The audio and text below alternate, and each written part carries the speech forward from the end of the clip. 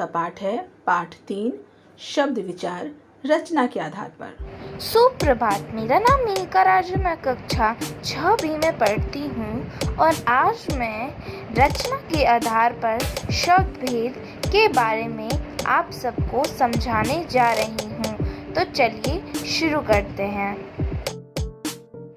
रचना के आधार पर शब्द भेद 3 होते हैं: रूढ़ शब्द, यौगिक शब्द और योगरूढ़ शब्द।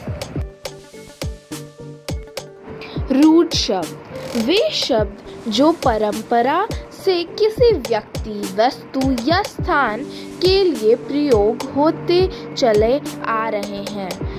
इन शब्द के खंड करने पर इनका कोई अर्थ नहीं निकलता। चलिए अब हम उदाहरण से समझते हैं इसे। सूर्य, सु जोर य। दर्पण, द जोर पण। घर, घ जोर र। फल, फ जोर ल।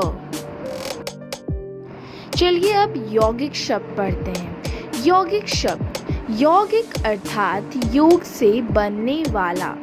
ये शब्द जो 2 या 2 से अधिक शब्द के योग से बनते हैं उन्हें यौगिक शब्द कहते हैं। इन शब्द के टुकड़े करने पर इनके टुकड़ों का भी अर्थ निकलता है। अब हम इसे भी उदाहरण के द्वारा समझते हैं।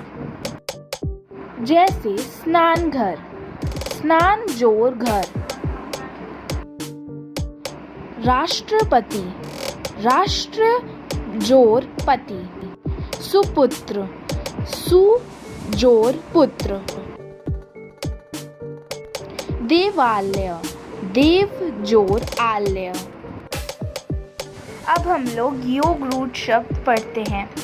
वे शब्द जो 2 या 2 से अधिक शब्द के योग से बनते हैं और किसी विशेष अर्थ के लिए रूढ़ हो जाते हैं, वे योगरूढ़ शब्द कहते हैं।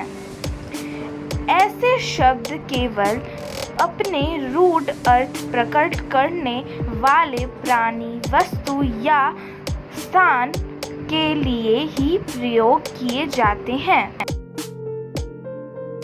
अब हम लोग इसको भी उदाहरण से समझते हैं। जैसे 10 आनन, 10 जोर आनन। 10 मुख वाला अर्थात रावण। जलज, जल जोर ज। जल में जन्म लेने वाला अर्थात कमल।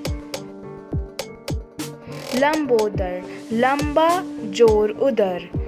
लंबे उदर वाला अर्थात भगवान गणेश। गोपाल, गो जोर पाल।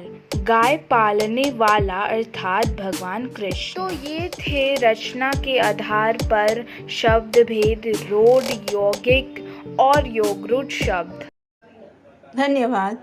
आपको यदि मेरा ये वीडियो पसंद आया हो तो इसे लाइक, कमेंट, शेयर और सब्सक्राइब करना ना भूलें।